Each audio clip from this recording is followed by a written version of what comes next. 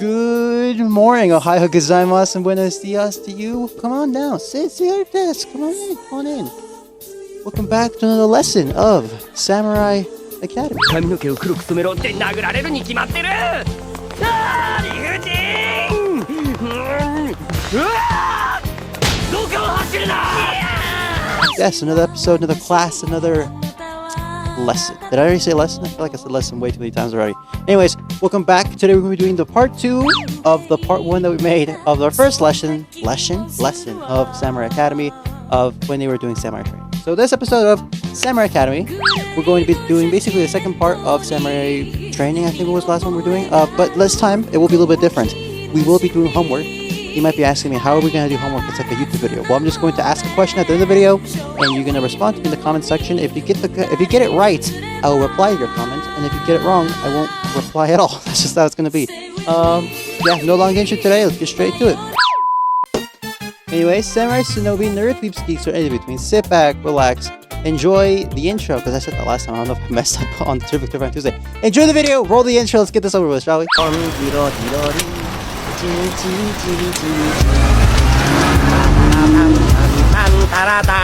大将戻りました。ととっとっとっと。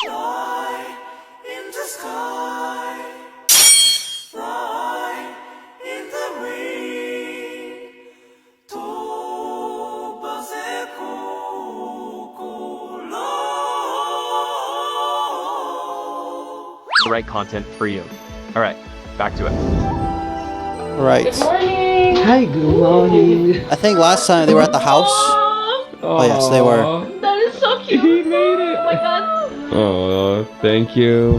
Later that day, Sensei invited me to meet him at a sacred Alright, so they place. climbed the Hidden mountain. away between trees, tories, and an enchanted footpath shrines. was the White Mountain Temple. Where Okay. we've just entered is one of the most magical places I think I've ever seen. Little light leaks, purple flowers, a fairy tale in here. And today, my brief but I'm hopefully pretty sure there's a meaningful pink training flowers, but we don't know what he's Sensei's seen end yet, begins. so. There was a special feeling here. At the Oh, end wow. of this walkway, there was an old wooden building with Yo, a slanted roof. this little, like, house, whatever. I don't know if it's a house. I think it's probably. I don't know if it's like a fighting dojo. Not sure yet. We're not that far into the video yet. That reminds me of, like, Rurouni Kenshin so much. Of, like, the one episode where he's with Kaoru and they're, like, fighting.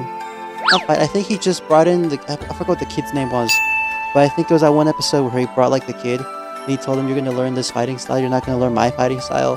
And therefore saving, like, Kaoru's dojo because, like, her fighting style wasn't, like, really popular anymore because, like, nobody was really into it. Surrounded by a That and beautiful Samurai were, like, forest. banished This already. area is behind Oh, the sword. this shrine. There's a small mountain, White Dragon Mountain. Local people believe and White Dragon is living there. Okay, that's why. Okay, if go into the mountain, you have to die. That's why over 1,500 years untouched. Today was the day I would train under the ways of the samurai. Sensei handed me this clothing, and I was pretty excited to get dressed. He explained that before the sword, there must be silence. Yes. And in that silence, you must meet yourself. We sat in silence, breathing, listening. Now my mind is always a bit of a chaotic mess. And when I'm quiet long enough, True. it gets Everyone's even mind's a louder. chaotic mess. But he led me through a meditation, and slowly the noises started to fall away. And that's when I started to realize this wouldn't be a journey of swords and clashing armor. There was something deeper, and I think I was just beginning to feel it for myself. After our meditation, Sensei stood up, gestured for me to follow him. He began walking slowly through the temple while telling me the stories of this sacred place. And we have first education. We have to understand about how to die. Yeah, this is not negative meaning because and samurai people sometimes they have to do seppuku for the home. Before, I think I know what Senpuku is, but before you actually explain it well.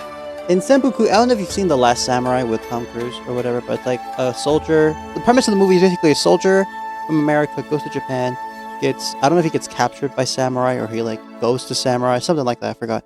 And he learns the way of samurai and how like honor means so much to them, loyalty means so much to them, courage means so much to them. And Senpuku is basically, it's like not killing yourself or like unaliving yourself. It's just like an honorable way of dying as a samurai or something like that. It's when you have to like stab yourself and then they like cut your head off. I don't know. It's something weird, and I don't know how to explain it correctly, but it's something like that has to do a lot with honor. It's not just like dying. It has to do with like the honor of a samurai, I believe. Even in death. Responsibility, right? And samurai wife is also last moment emergency situation. They have to die herself. They are not afraid about the death.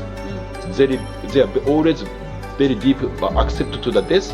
That's why automatically they are accept to the life. Death and life, war and peace. Sensei told me that the way of the samurai is balance in all things. And in our modern world, I truly appreciate Sensei's traditional wisdoms. And one story that I thought was particularly fascinating. Shrine is a womb. That's why it's a gate. It's described about the vagina. You have to bow and respect and go into the vagina. And okay, you go inside and so many like a bush here. It's described the hair. And there is a water place. You have to wash. It means wet. And this road, it is called sando in Japanese. This one, two rings. Okay, this is like a symbol of the man. No, the two ball, Oh, right? Yeah. And this is like a sorry, the penis. yeah. And shaking.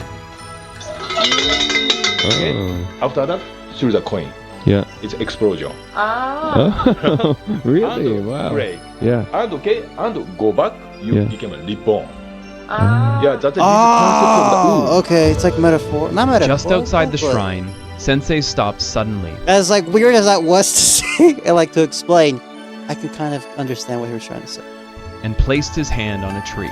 Its trunk was twisted, scarred, Mind and of a if Totoro you looked up, reference by the tree. it had an evil-looking presence. He called it the Goblin Tree. If you pray to this tree and touch this tree eat your negative energy and darkness. Right? That's why this looks like a goblin. Right? But at the same time, this is a holy tree. This is a place where you can leave what no longer serves you. Sure, All you okay, need to I do understand. is place your hand on the tree. I didn't expect to feel anything, but when I pressed my hand to the bark, something shifted. Maybe it was the storm still clinging to me, or the silence of the forest, but I felt something, and I felt lighter. He nodded to me as if I was finally ready. Sensei handed me my sword. Well, it's kind of a big stick, but I didn't feel that way. As I gripped the hilt, I could feel my heartbeat in my hands. My stance shaky, my breath uneven, but underneath all this uncertainty was excitement. I mean, come on, this is a That's true. childhood dream come true. I just hoped I wouldn't screw it up. Cut it down, except from the mouth. Inhale. Oh my god, just like Mr. Miyagi from Karate Kid, he was like, inhale out the mouth. He was like, breathe in through the nose, out the mouth. When Daniel like was painting the fence or something, he's like, paint the house side to side. Wax on, wax off. Sand the floor. I remember that from the Karate Kid.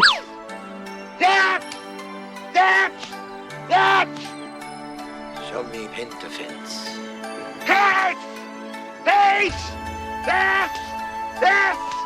Show me side to side.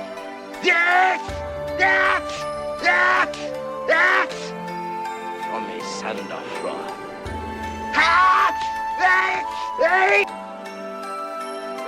Exhale. Overhead. Exhale. Chip. Go. After showing me the basics, Sensei stepped forward.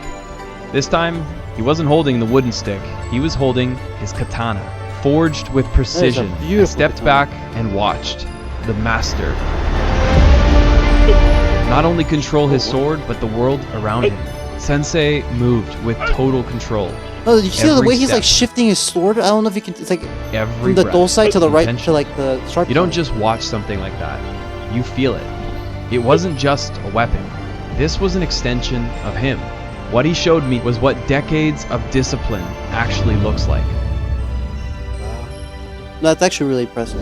This trip truly felt poetic. From the storm, the stillness, the sword. But nothing could have prepared me for this. Sensei brought me back to the river where it all began. He didn't say much. He rolled out a massive piece of paper. He sat down and began a ritual. And after a long pause, he began to write. What is he writing? I want to see what The same grace he held the read this blade, kanji, he or moves the haragana brush. katakana. He told me the sword and the brush are two of the same. The goal in these movements is not to think, but to be. To empty the mind completely so that all that remains is movement. Each stroke unplanned. And in that place, between full control and complete surrender, that is where the samurai lives. In perfect harmony and balance. The yin and the yang. Wow. Sadly, there's almost no one left in Japan keeping the way of the samurai alive, but Sensei Zen is one of them. He's not just teaching self-defense and swordsmanship, he carries the weight of a tradition on his shoulders. And without him, and a few brave others, these ways could be completely lost into the wind. And if there's one thing That's true. I took away from this trip, Yeah, he it's kind of that has the Sakabata from Rurouni Kenshin. I gotta stop making Rurouni Kenshin references. That's the only samurai I know, okay? Calm down. being a samurai was never just about battle. It wasn't about defeating I never the thought about opponent. it, just battle. It was about silencing your inner noise, your inner demons. And in a world that's louder than ever, that was the golden lesson. And it's definitely one I'll be bringing back home with me. Let's get lost again in the next. Alright, that was today's lesson. Do have a couple questions. One, how many more sensei out there? This isn't the homework question, I have just like genuine questions. One, how many more sensei are out there in Japan who are teaching samurai teachings? Because if there are more and they're documented like this on like videos, I'll definitely be watching them, reacting to them, because I want to see more of the samurai training. Two, I definitely understood what he meant by like the houses, or like the house, so it's like a female body part, and it's like the guy's body part as well, and you come back out, it's like you're reborn almost in a way. I get that part too. And also, I never like really thought as like samurai as like fighting. I never saw it as fighting. Yes, fighting is a part of it, and training is a big part of it, but I've always seen it literally from like before I even like became the nerdy samurai, or before I got into like Japanese culture and stuff from like a very young age.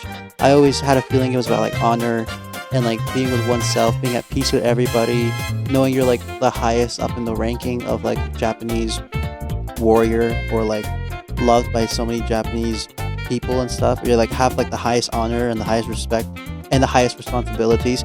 But I always saw it as like an honor and like the loyalty you must have and the discipline you must have. I never really saw us fighting. I never connected two and two like, oh, samurai, they're just fighting and they use the swords and they just go around and just start stabbing people. No, because like, and then I watched Rurouni Kenshin, and like I started reading Rurouni Kenshin because I'm from manga, and it was always about the being at peace and being like, with honor and that type of stuff. I was connected with that type of stuff. Okay, now as for the homework, don't worry, it's an easy one. Here's the homework for you guys. How do you properly and respectfully honor a shrine? All right, how do you respectfully enter one? Right, that is the homework I will leave for you there. Comment it down below, and if you get it right, I'll reply to you, and if not, I won't reply. I'll still like your comment though, but I won't reply. Right? You'll know you'll get it wrong. Also, no cheating. I'll know if you're cheating. All right. Yeah, that was today's lesson. So that was today's class of Samurai Academy. Come back next time. We'll definitely be doing some more stuff. Definitely stuff with traditional Japan. I always love looking at traditional Japan. And with anything else to be said, till next time. Sayonara.